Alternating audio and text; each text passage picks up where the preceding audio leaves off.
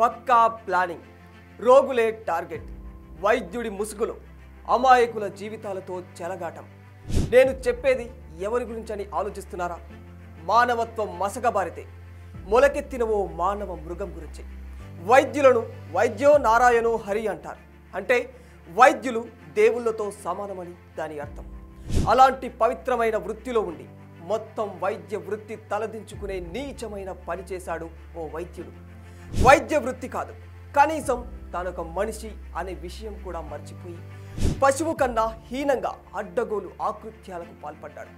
విచక్షణ మర్చి క్రూర మృగంలా ప్రవర్తించాడు. వైద్యం కోసం వచ్చే రోగులే వీడి టార్గెట్.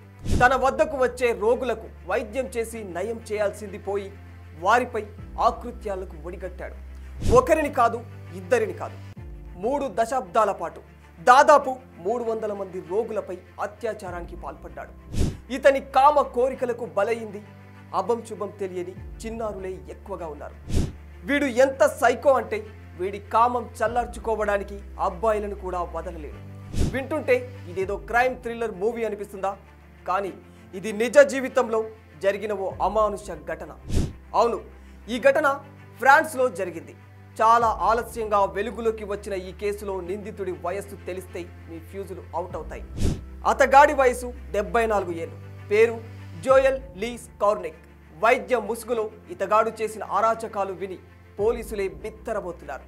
తన వద్దకు వచ్చిన రోగులకు వైద్యం చేయాల్సింది పోయి వారిపై అత్యాచారానికి పాల్పడ్డాడు.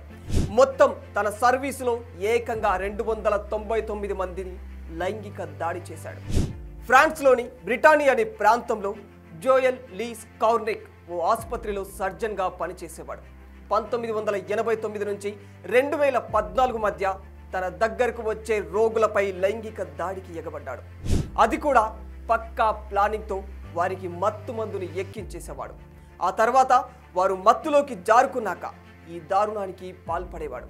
అయితే ఇన్నాళ్ళు గుట్టుగా సాగించిన ఈ వ్యవహారం 2017లో ఓ సంఘటన వల్ల బయటపడింది.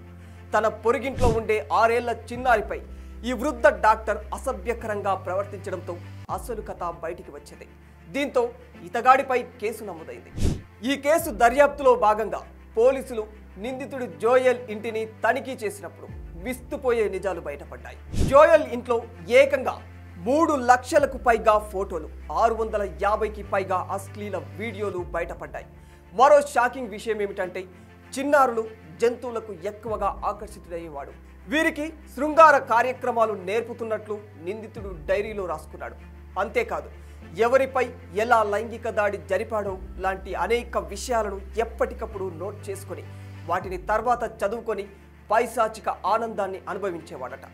వీడి సైకోయిజానికి పోలీసు అధికారులు సైతం నిర్ఘాంతపోతున్నారు.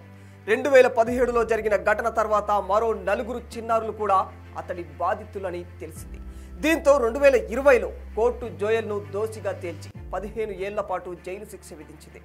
అలాగే ఈ కేసును మరింత లోతుగా దర్యాప్తు చేయాలని పోలీసులను ఆదేశించింది. ఈ క్రమంలోనే పోలీసులకు దిమ్మ తిరిగే నిజాలు బయటపడ్డాయి.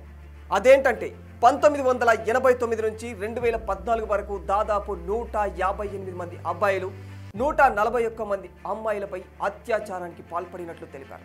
వీరిలో ఎక్కువ మంది చిన్నారులేనని చెప్పాడు. అయితే అత్యంత దారుణమైన విషయం ఏమిటంటే బాధితుల్లో ఇప్పటి వరకు చాలా మందికి తాము అత్యాచారానికి గురైన విషయం కూడా తెలియదు. మరి ఈ విషయం ఎలా బయటపడింది అనుకుంటున్నారా?